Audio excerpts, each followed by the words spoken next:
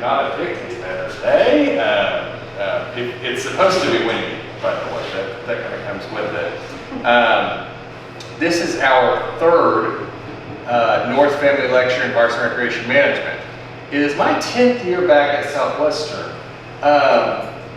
You know, I would ask any of you, raise your hand if an endowed lecture series in Parks and Recreation Management was on your bingo card 10 years ago.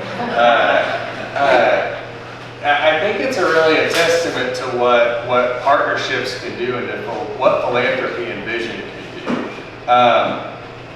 The sort of vision and hard work of our faculty and our staff here at Southwestern who work in the department, and the inspiration it provides to benefactors like Mike North.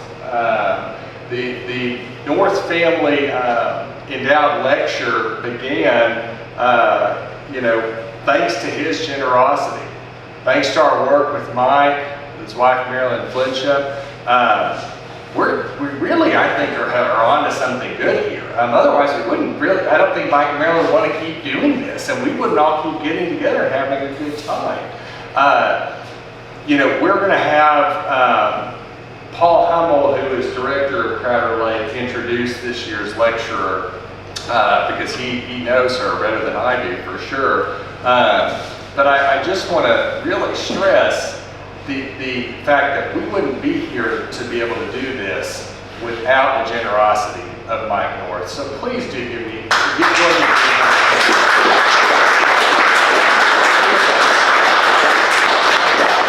I'll point it out to you later, Mike.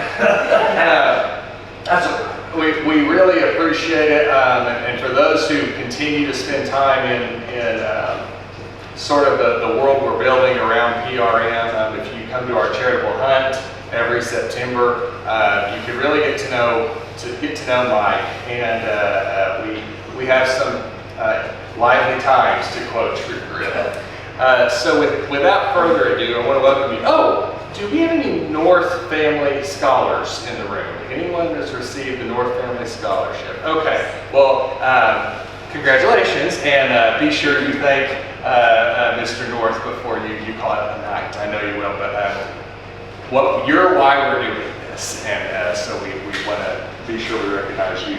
So with that, I'm going to ask my colleague Paul Hummel to come up here and introduce the 2024 North Family Endowed Lecture in Parks and Recreation Management. Paul. Excuse me. Welcome to Crowder Lake. It is my honor to introduce Rhetta Cypert. She is a 2018 graduate of our program, and she's done some awesome stuff since she has left here. She did some awesome stuff when she was in college here. One of my favorite memories with her is on top of the mountain as we were on top of Cloud Peak, I think. We had a cool, almost looks like a boy band picture. Anyways, this is Rhetta. Thank you, Rhetta. Thanks, Paul. Well, thank you guys so much for coming out. I really appreciate our family. Thank you guys so much for inviting me down. It's really cool to be on this side of the lecture table. I remember being here at SWOSU and kind of being in the opposite position, and so it's really exciting to be able to get to do this today. So today I'm just going to tell you guys a little bit about myself and kind of what I do, how I got to where I'm at today, and just give you a little bit of a snapshot. So first off, we'll just start with a little bit of an introduction. So this is my little family. They weren't able to make it here today, but that's my daughter Juniper and my husband Kent. They're back home in Washington. But just a little bit about me. So I was raised in New Mexico and came out to Oklahoma when I was 14 years old, kind of against my will. But my parents brought me out and we ended up in Ada, Oklahoma, and I actually really loved it, and I started school at East Central University. I started school in business.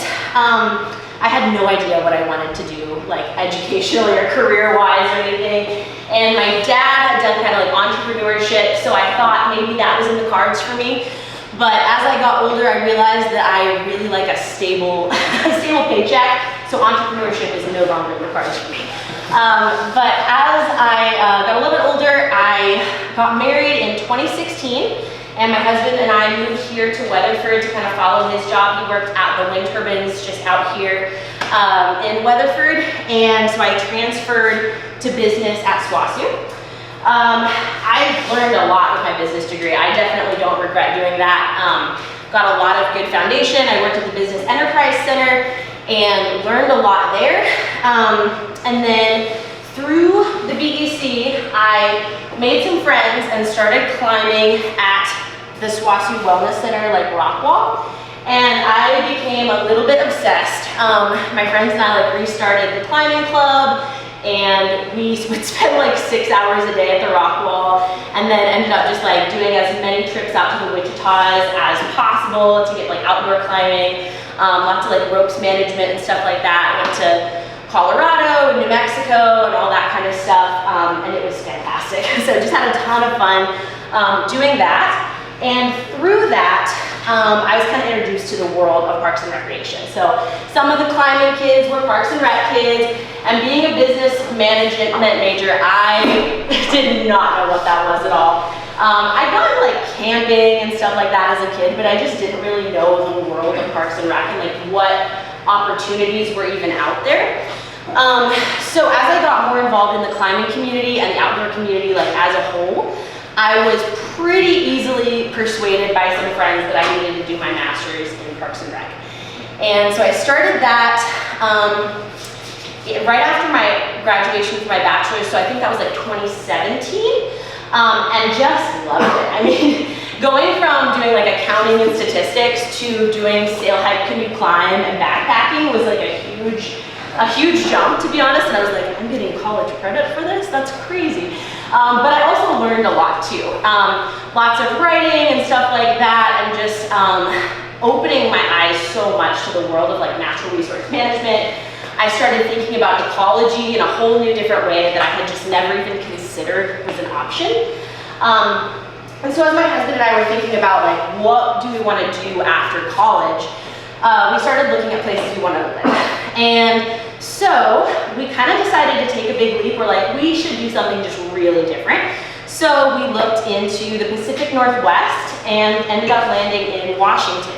My husband got a job at a wind turbine farm up in Walla Walla, Washington, which is right there, the southeast corner of Washington State, which is really not what people think of when they think of Washington State. Like, you typically think of the Everglades, Seattle, lots of rain, and Walla Walla is definitely not that. So if you can tell, there's this big brown splotch, and that's the Columbia Basin. So it's a little bit more like Arizona or Utah. Washington's really diverse in climate. So out on the Olympic Peninsula, which is just the very far west, that's a temperate rainforest, and they get about 200 inches of rain a year. And then down in the Columbia Basin, in the driest areas, they get about 4 inches of rain per year.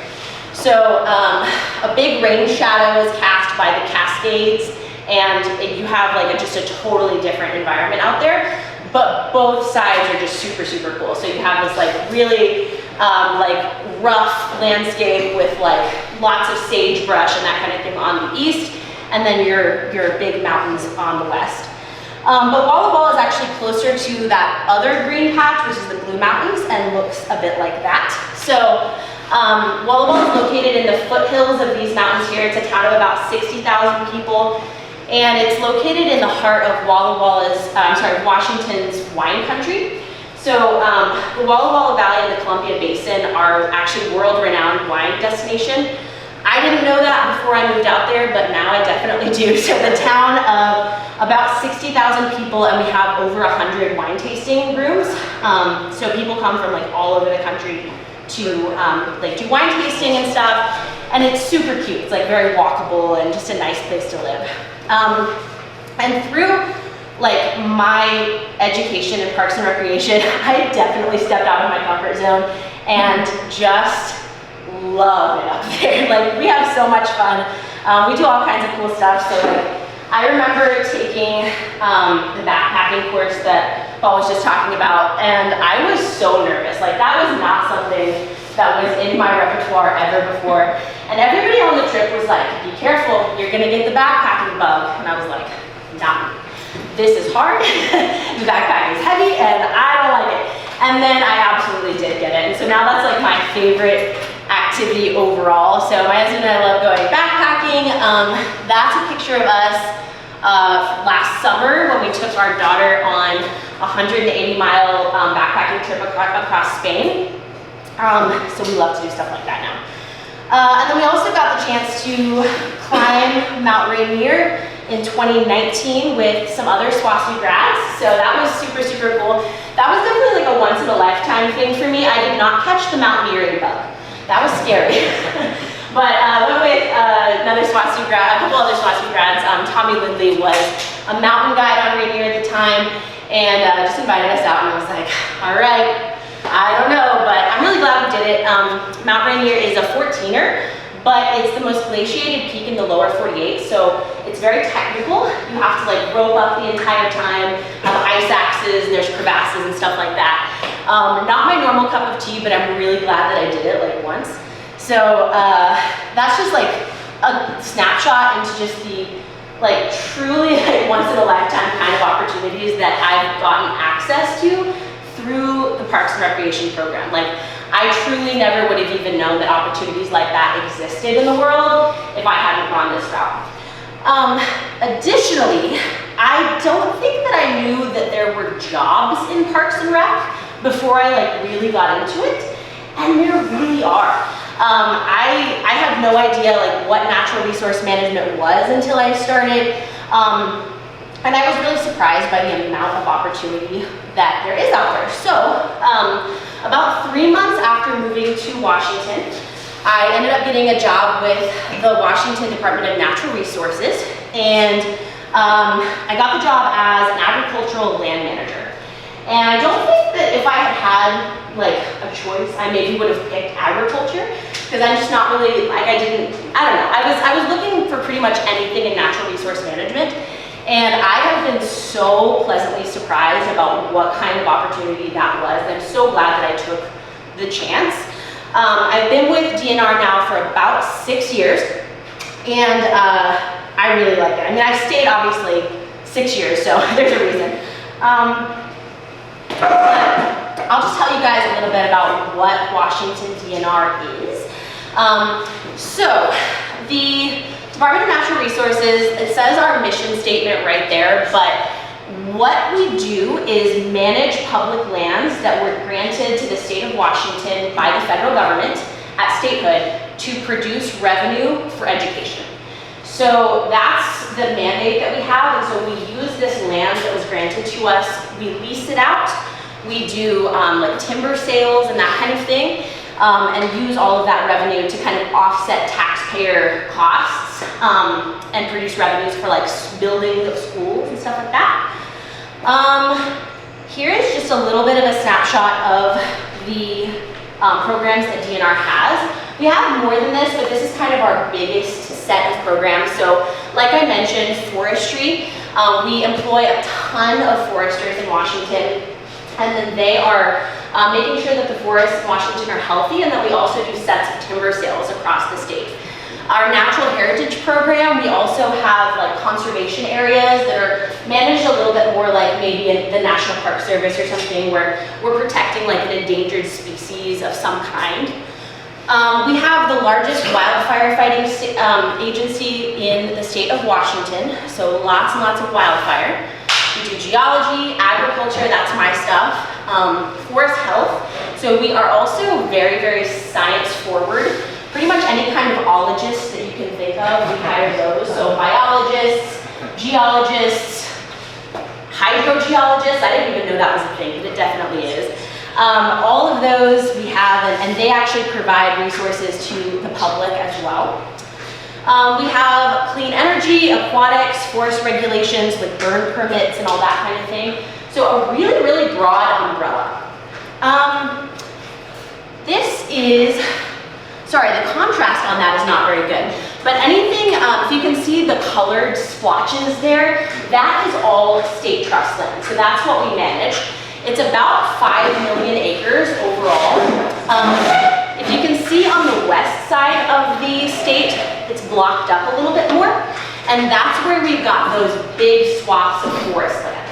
So that's where you're gonna have the really big like timber harvests and that kind of thing. And that's where like the mountains are. They kind of come right here. And then on the west side, mostly timber, a little bit of commercial land. We have some land that just happens to be like near Seattle. We've got like a Costco on some land, so very diverse. And then as you kind of come east, there's still a ton of land over here. I apologize for the contrast there, but it's all blocked up a little bit more splotchy. And the small parcels of land, they're 1 mile square each. That's actually how the federal government dispersed the land to DNR originally.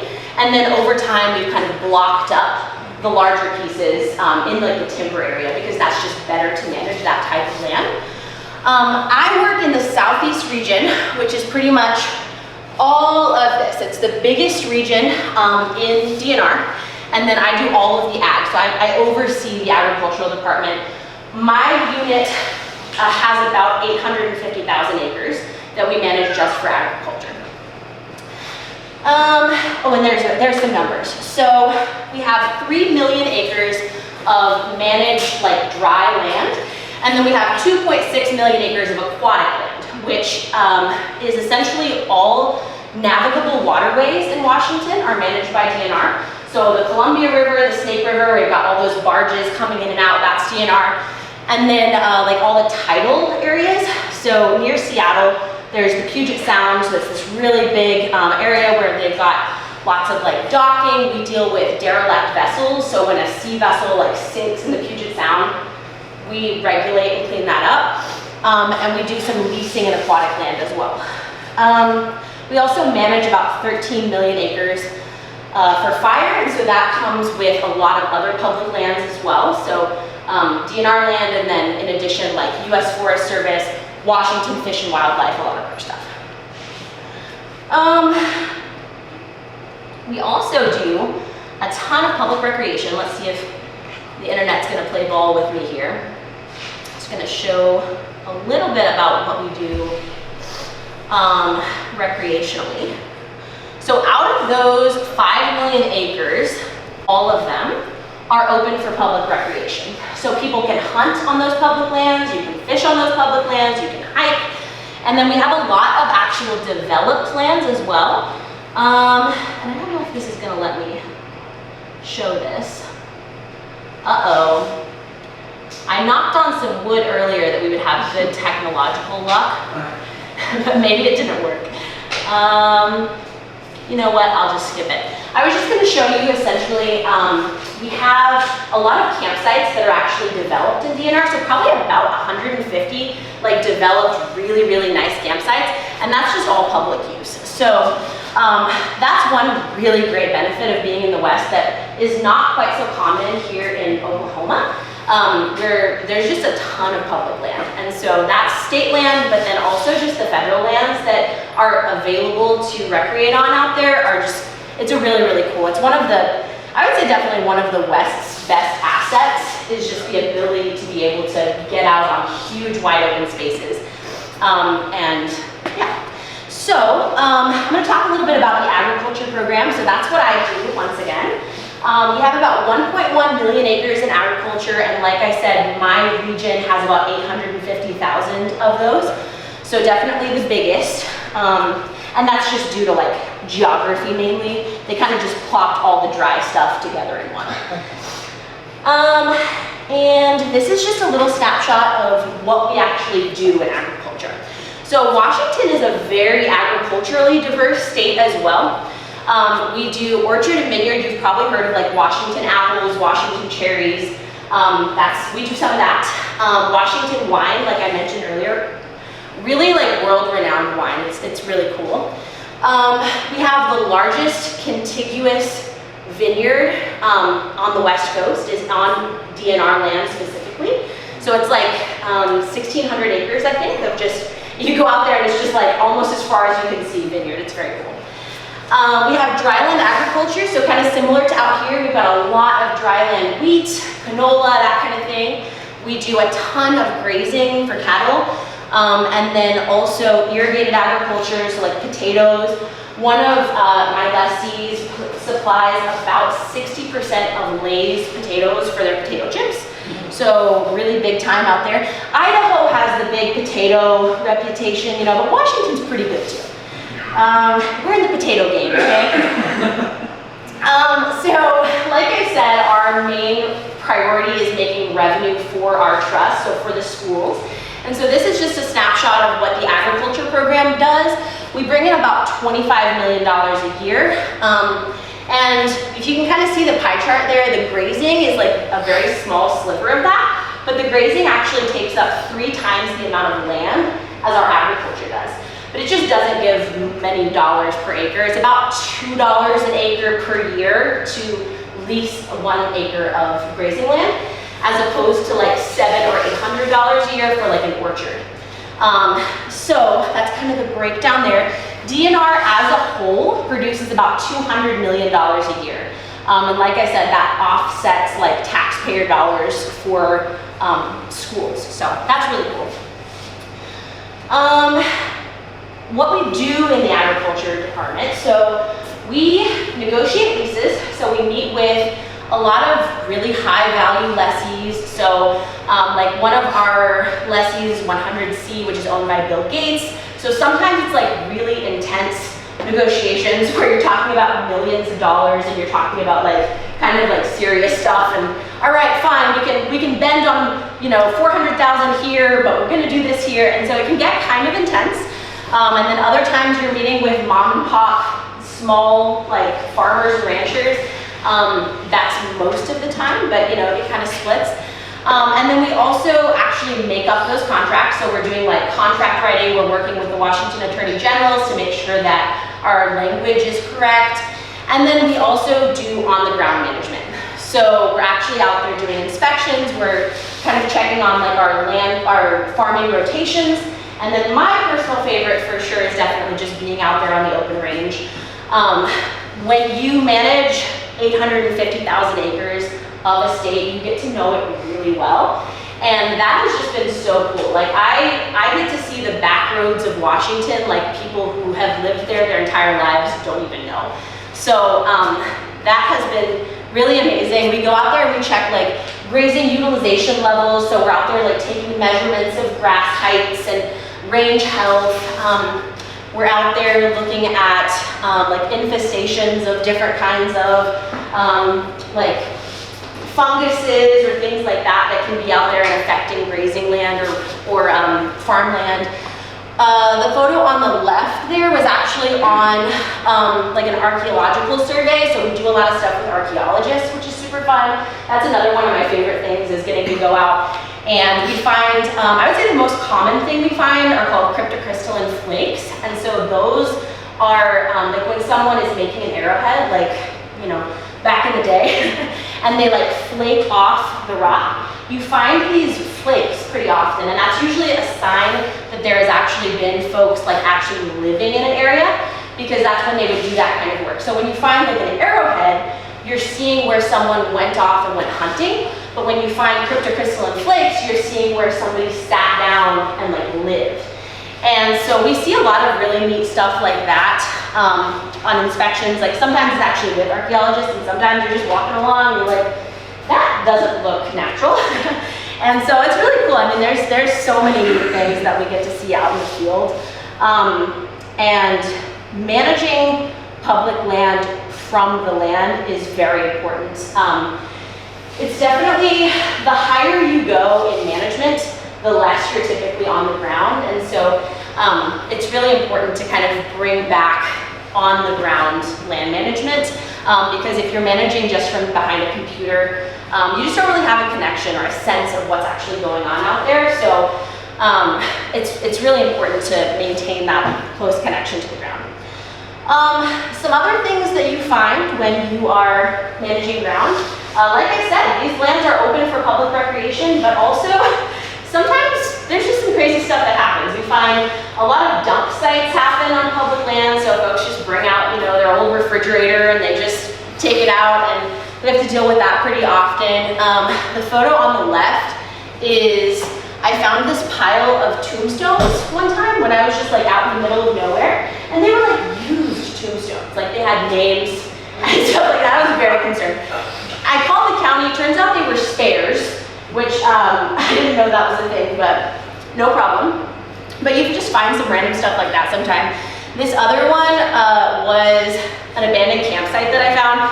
Honestly, it doesn't happen all that often, but like you do see public use impacts like that sometimes. I also, when I found this, I was like poking around. I don't know why I was poking around. I should have left it until I had like somebody else with me. But I did find a about 6 foot long rolled up blue tarp. And I like picked it up, it was really heavy. And I freaked out because I definitely thought there was like a body in there. We sent the cops back, it wasn't, I don't know what it was, but I was nervous. Because you can actually have some kind of intense, nefarious encounters when you're out on public land. I don't really think that I've ever had anything too intense. I found like a couple of like marijuana grows. When you're out like just way in the backcountry, stuff like that happens. And then I have colleagues that have some like kind of scary stories of like running in, like the people who do that, I mean, they don't want you there. So that can happen sometimes. And when you're in this kind of field, I mean, there's a lot of like solo, I'm out for 12 hours alone kind of thing. But for the vast majority, it's just really beautiful and really interesting. And this is out near Chief Joseph Dam, which is one of the, I think it's the biggest power generating dam in the United States. So just some really cool views and stuff like that, even in Eastern Washington, which is the dry patch. And sometimes I get to go to Western Washington. So I'm going to talk just a little bit about a couple of the other programs that DNR has that are particularly interesting to SWOSU, I hope. So DNR, like I said, is the largest wildfire fighting agency in the state. We employ about 800 permanent wildfire staff and then 550 seasonals. So those seasonals are going to be some like you guys. Like if you're interested in wildfire, does anybody in the wildfire like club or anything like that? Do you guys do that? Okay, cool. Yeah, so I would highly recommend taking a look at DNR wildfire jobs like during the summer. I think we're all hired up for this year, but in the fall, take a look at those jobs because they are really cool opportunities. Come out here, keep everybody very busy. Washington is big wildfire land, so we're not doing so much prescribed burning. I was just talking to Richard about that. Like prescribed burn is actually still kind of on the edge of new in Washington, and I think it's just because wildfires are so, like we just have our hands full. So the biggest wildfire in Washington was 256,000 acres, and wildfires that are above 100,000 acres are like pretty frequent. This year we didn't have one, but I know like the past several years, I mean, we've had very, very big wildfires. And so our firefighters stay very busy. We also have agreements between like the tri-state area, they call it, which is essentially Oregon, Washington, and Alaska. And so we go back and forth quite a bit. Oh, yes? What do the 800 permanent wildfire staff do when there's no fires? When there's no fires, yeah. So they do a lot of planning for the next wildfire season. So our wildfire seasons are getting longer and longer.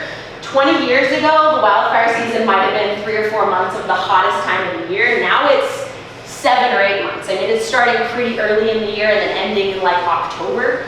So they're never not busy. Yeah, they are busy, and then on those off seasons, they're making sure all of the engines are in good shape. They're restocking all of our like militia supply. They're doing trainings. They make sure all their certifications are up to date, and then they're also doing a lot of hiring of those 550. So we start the hiring process in the fall, and then bring on those seasonal wildfire fighters a little bit early, and then they do the trainings for them as well. So we're also keeping up on all the latest science in wildfire and all kinds of stuff. So I don't know, you know, I'm not a full-time firefighting staff, but I know that I see them busy a lot. And then anyone who's in DNR, even if you're not a full-time wildfire staff, we are part of what's called a standing militia. So during the summers, when the need is great, or, you know, just depending on how the fire season is going, we actually go out as well. So I'm an agricultural person, but I also do logistics on wildfires during the summer. especially if the fire season is really bad. It gets to be less of a, you can go out if you want to, and more of a all hands on deck. If you have any wildfire calls, you're going out, which I think is great. It's actually really fun, very interesting. You get to meet a lot of different people and do a lot of cool things and get a lot of overtime. So you can't complain there. Like sometimes I work like 16 or 18 hours a day, but it doesn't feel like that because it just is so much adrenaline, like you're just going really fast. So it's pretty cool. Let's see. Another program that we have that is kind of SWOSU related, we have divers, like scuba divers that we employ. So like I mentioned earlier, we have a big aquatics program, and we do like some of the things that they do, they work with those derelict vessels. So when you have a sunken ship or something, we also do gooey ducks. I don't know if you guys have heard of gooey ducks. I spared you. They look really gross, so I didn't put one on the screen. They're essentially like a big clam, and they're like a delicacy. And we have leases for gooey ducks, and so just like I go out and do inspections on potato fields, we have to have divers to go down and do inspections on the gooey ducks. And so we've got like a whole diving team and stuff like that. And so Paul, send your scuba people our way. Another interesting thing that we do, like I said, we have all the ologists that you could think of. DNR, Washington's geology is super, super cool. We've got all the volcanoes, so we've got, Mount St. Helens, but like Mount Rainier is also a big volcano. Like if you go up to the top, you can actually smell sulfur. So these are like active volcanoes, and you can see the history of that in our geology. And so what this is right here is just a picture I took in Eastern Washington, fairly common site. And you can see the different like layers and strata. So this is all basalt rock. The bottom layer you see there where it looks like pillars are called basalt pillars. So those are formed when you have a volcanic eruption, lava comes down, and then as it cools, the lava like compresses together and makes these really incredible, like really symmetrical, surprisingly symmetrical pillars. And those are super cool to see in the wild. And then the next layer you see is actually also basalt, but that's called pillow basalt. And it just tells a different story. So when that volcanic eruption happened, there was flooding and like water. So there was however much water was on the ground. So that lava didn't get a chance to cool and then compress. It was like tumbled around in water. So as the strata go up, you can see that like there was a period of flooding right here, like very much like ice age stuff going on. And it's just super, super cool because you can just look at a wall, and if you're with a geologist, they can tell you exactly what it means. And I don't pretend to be that person, but it is pretty neat. Another thing that DNR does is we do all the tsunami forecasting for Washington. When Seattle and like Portland were founded, nobody thought that Washington had earthquakes. It wasn't like California, where they have like small earthquakes every once in a while. Washington doesn't have earthquakes.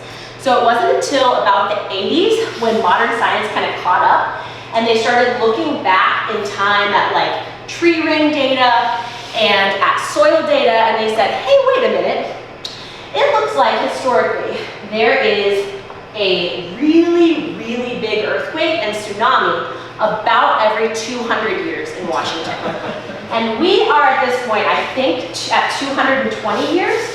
So scientists predict that within the next 50 years, there's like an 80% chance that we're gonna have this really large earthquake from the Cascadia subduction zone, and then a big tsunami. And then there's a less high chance, but like a pretty good chance that it'll actually happen within the next 20 years. So DNR does all the modeling for that. So those scientists that I mentioned before, there's like video monitoring that they can do, and so they like, or modeling I should say, they like, you can look at the footage and you can actually see how the wave will come in and hit the Puget Sound and go around all the islands, and they can tell you with a certain amount of certainty like how much time somebody who's on the coast of Washington will have to get to high ground.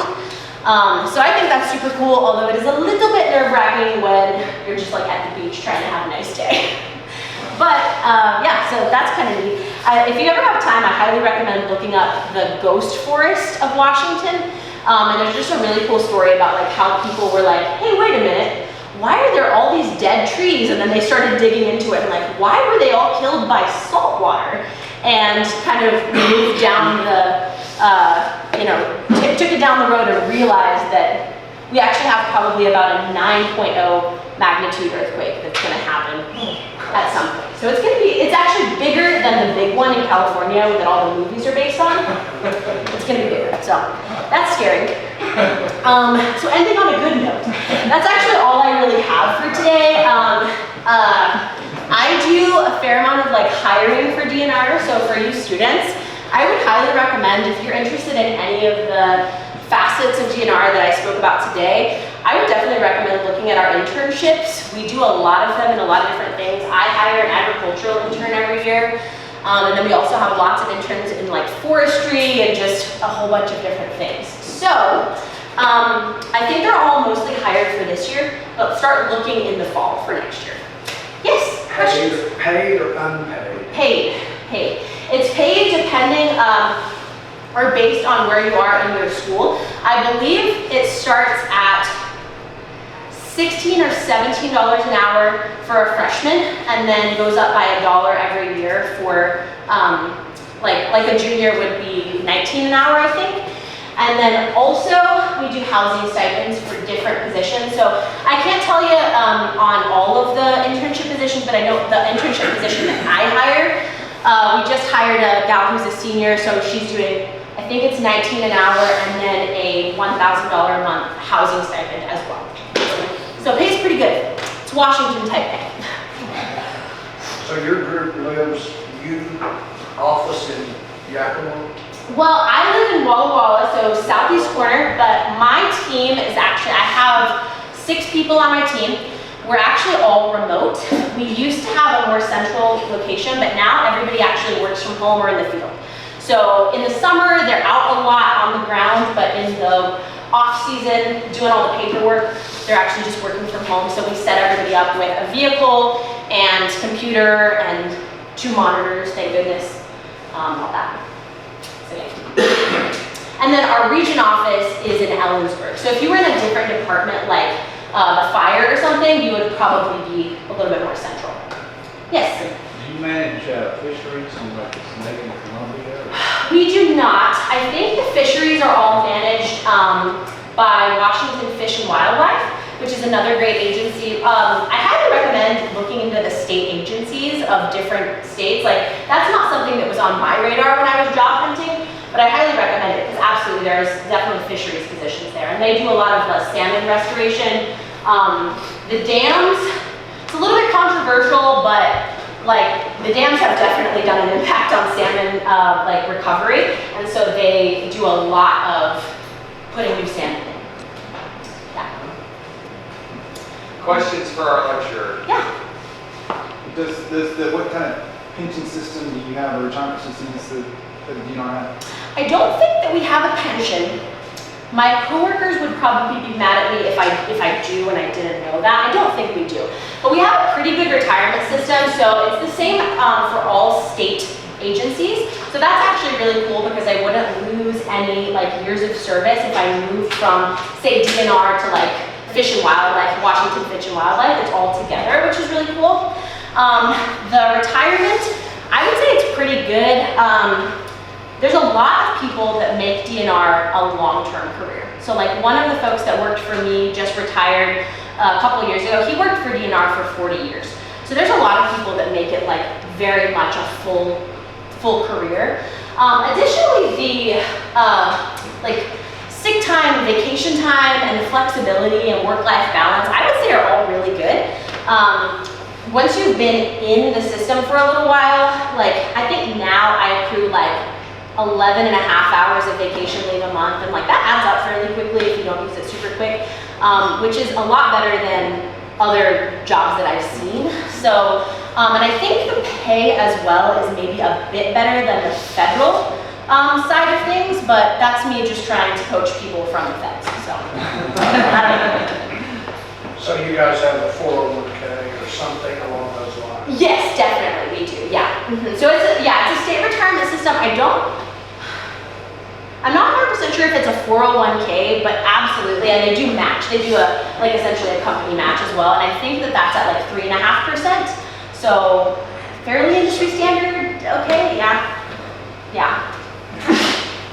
How do you feel like Southwestern prepared you for the real world? And what were some of those things that you learned here that these guys that maybe surprised you that, oh yeah, I learned about that in class, or I did that?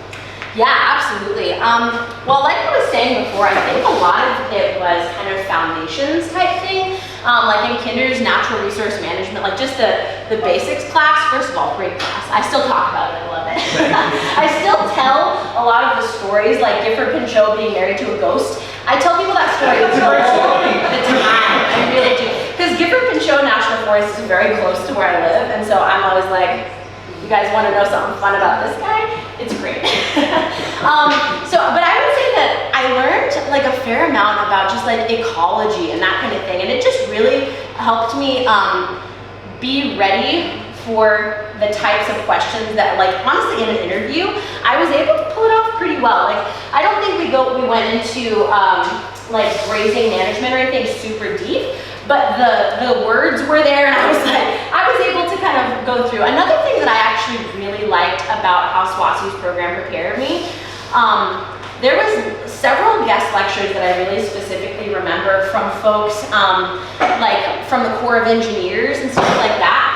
And they just gave some really cool tips about just like the hiring process, how difficult the government like job websites are and stuff like that, that actually really helped me navigate that coming right out of school.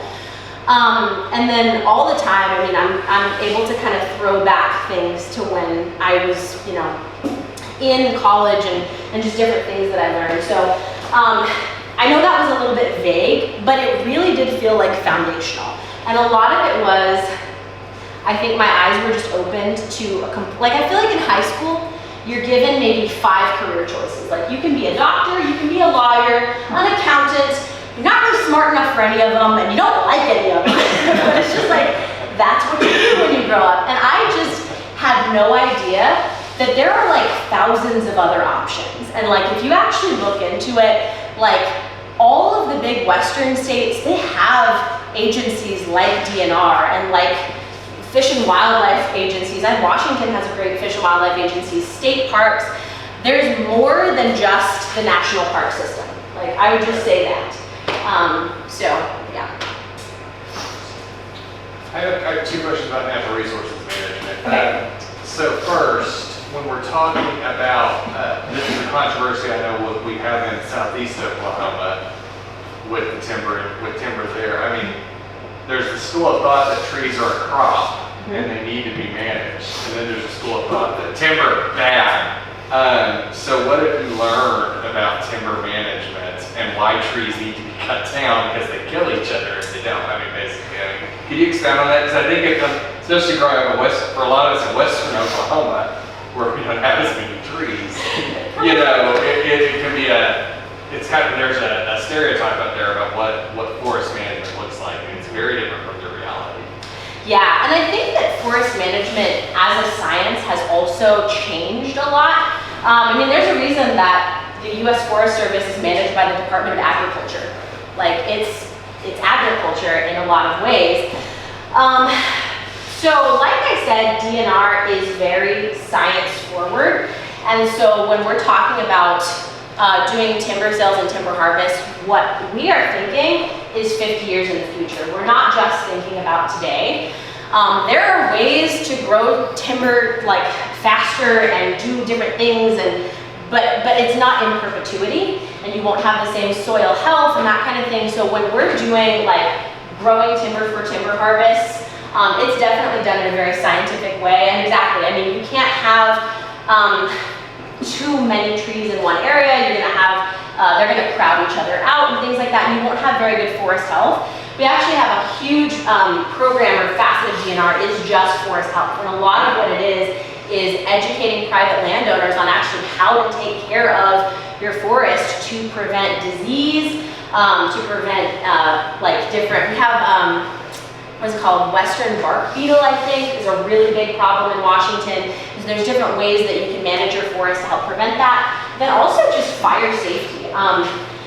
It's very tempting for people to have trees come right up to their house, but especially in Western states, that is a bad idea.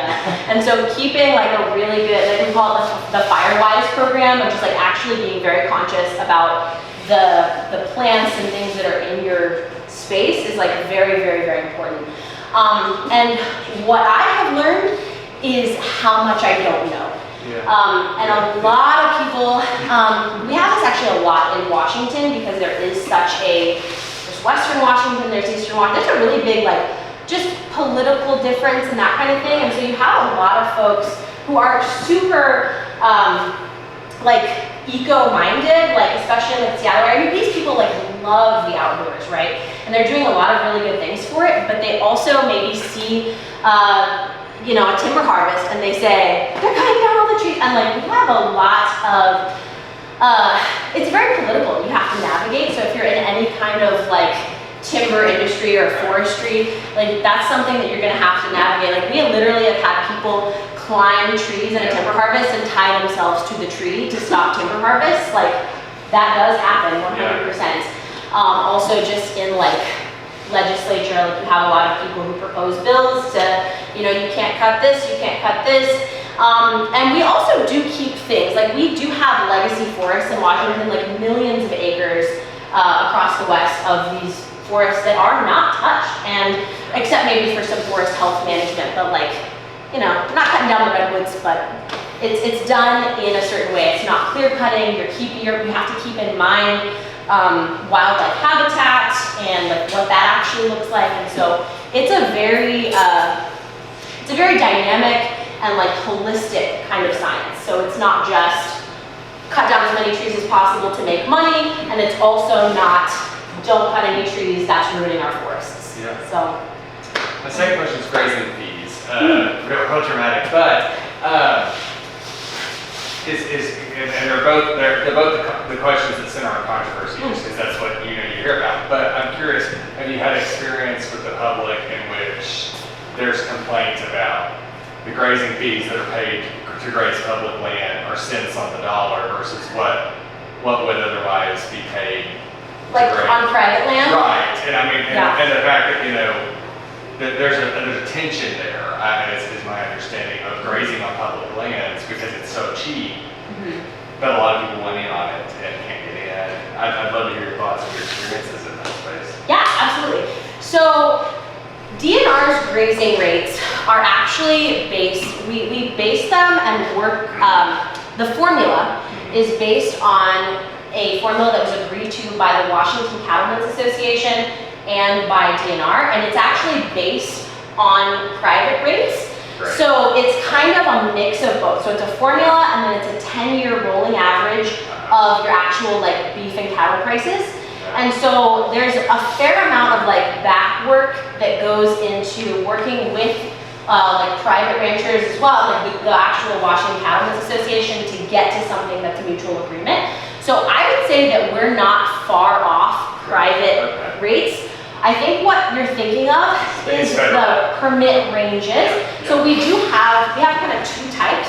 We have permit ranges and then we have regular grazing, which is kind of a weird thing. But the permit ranges are really big. So they're like 14,000 acres or something like that. And then our regular leases are going to be more in the 640 acre, like one section kind of way. And those are different based on legislative decisions. But the permit ranges are a lower rate and they're harder to get into because they don't come up for public auction as often. And those are a little bit more politically charged, but of course everybody wants a piece of them. But the federal lands are the ones, they are much cheaper and much bigger. So like all of their ranges are gonna be in like that 10,000 plus acre like range. And so yes, there's a bit of tension there, but quite frankly, every rancher that I've ever talked to says our rates are too high. So they would disagree with you on that one. How long does the lease last? 10 years. So for grazing and dryland agriculture, it's 10 years. For, and also irrigated agriculture, sometimes a little bit longer. For the permanent crops, like orchards and vineyards, 10 years would get you nothing. So those can be up to 50 years, usually about 25 years.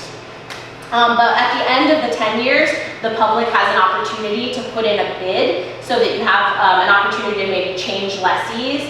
It's kind of a complicated process, I won't go into all of it, but that is also controversial because the guy who has it hates that process, and the guy who wants it thinks that the guy who has it too easy, and I don't know, yeah. There is a little bit of drama there for sure. Who takes care of all the bids? Fencing, that is almost exclusively our lessees. If there is state-owned fencing, we give them a credit for their maintenance of the state-owned fencing, but that's very rare. We, 90% of the time, want the lessee to own that fence because, frankly, it's a liability. And I only have 6 people who work for me, so what are we gonna go do, like build fence? No. But what they do is the fence is theirs, and then if the land ever changes hands to a different lessee, the new lessee pays for that fencing. So you're not completely out, because fencing is really expensive. I don't know about down here, but in Washington, no exaggeration, about $25,000 a mile for new fencing. And that goes up or down depending on how easy the soil is, but soil's usually not that easy. And then when all your fence gets wiped out by wildfire, you gotta do it again. So how often does it switch hands? These guys get it for 10 years, they probably had it for 50 years. Yeah. More often than not, it stays in the same hands. Whenever it comes up for that bidding process, the person who has it already has what's called a first right of refusal. So, the next guy comes in and maybe places a bid of $5,000.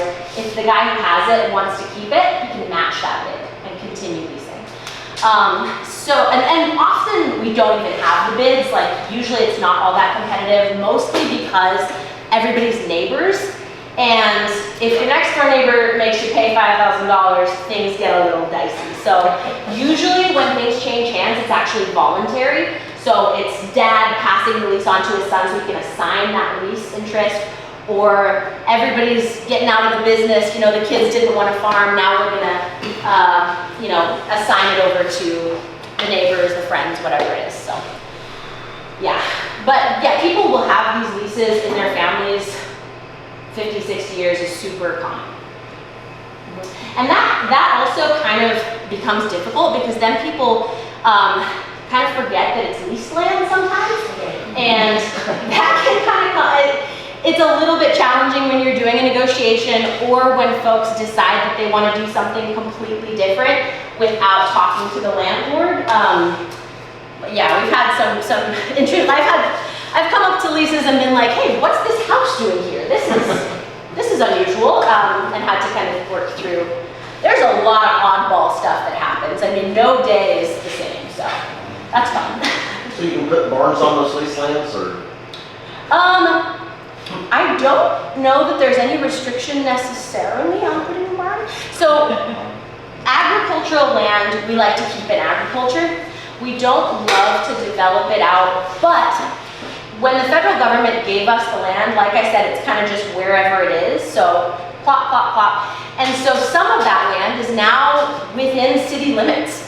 And so sometimes it's best for us to sell that off and we make a lot of money because it's a housing development, or sometimes it's best for us to lease it to Costco or lease it, we have a Home Depot, like some stuff like that. So sometimes there is that actual commercial development, but if something is in grazing or farming, to be honest, it gets very political if you try to pull it out and do something else. We have a clean energy program that, not super robust, but we have some leases with wind turbines or solar, and those can get extremely political, because if you're taking land out of grazing and putting solar panels on it, the farming community is pretty up in arms about that. And even though it's just a drop in the bucket for how many acres we have, you can't lighten the fact that that's somebody's livelihood. That's a family who's had this for probably 60 years and it's really important to them. And so it's a really challenging balance, doing what's best for the state, which is our priority, but also maintaining good relationships with the people who are our neighbors and our business partners. So. Have you had trouble with homeless at the camp? On the west side, yes. There's not too many, like, homeless people don't typically have cars. So when you have really rural property, like it's kind of like they just don't really go out there that much. Sometimes you have, I think, in like the forested areas, that's where our DNR law enforcement comes into play. We actually have police officers that work for DNR. Don't have too many, but I think 6, and they're hoping to bring it up to like 15. For 3 million acres, it's not that many. But they mostly spend their time in those recreation areas. Like I said, we have about 150 developed campsites. That's where you're gonna see most of your issues. So folks bringing in the RV and just staying there for a long time. Your max is, I think, like 31 days or something like that in one spot, and then you have to move 30 miles as the crow flies or something along those lines.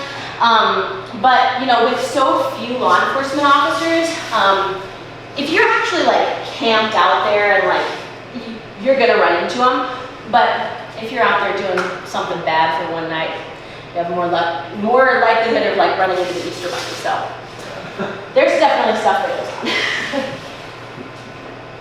I was just curious how long did it take you to hike or backpack that 180 miles? 10 days, I think. Really? Probably could have done it faster. After doing it, I will say, I think it would have been easier without a 1-year-old.